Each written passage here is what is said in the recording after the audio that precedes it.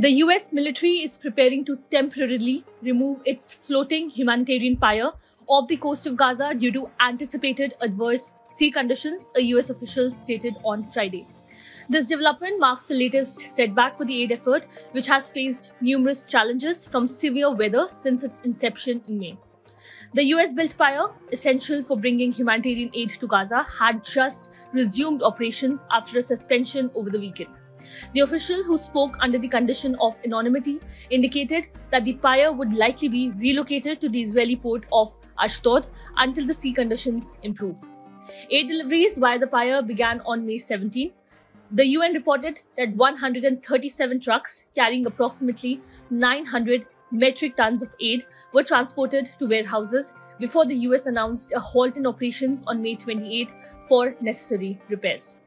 Despite the resumption of operations, the United Nations confirmed on Friday that it has not yet resumed the transportation of aid from the pier to the UN World Food Programme warehouse. Deputy UN spokesperson Farhan Haq stated, "Our security colleagues are still working to ensure that secure conditions for humanitarian work can be re-established." The Humanitarian Pier initiative was part of a plan announced by US President Joe Biden in March, aimed at mitigating the looming famine in Gaza amid the ongoing war between Israel and Palestinian militants. The pier operation is projected to cost hundreds of millions of dollars for the initial 90 days and involves approximately 1,000 US service members. The conflict has significantly intensified since the unprecedented October 7 attack on Israel by Hamas, resulting in the deaths of 1,194 people, mostly civilians, according to Israeli official figures. In response, Israel's military offensive has led to at least 37,266 deaths in Gaza, also primarily civilians, as reported by the territory's health ministry. Additionally, Hamas militants have taken 251 hostages, with 116 remaining in Gaza and 41 confirmed dead by the Israeli army.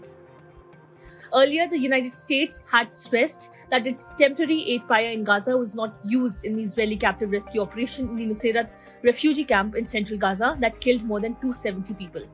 The Pentagon said that reports linking the pier to Israeli assault that resulted in the freeing of 4 captives held by Hamas were inaccurate. The Israeli military intensively bombed the Nuseirat area during the operation, killing at least 274 people, including dozens of women and children, according to Palestinian authorities in Gaza.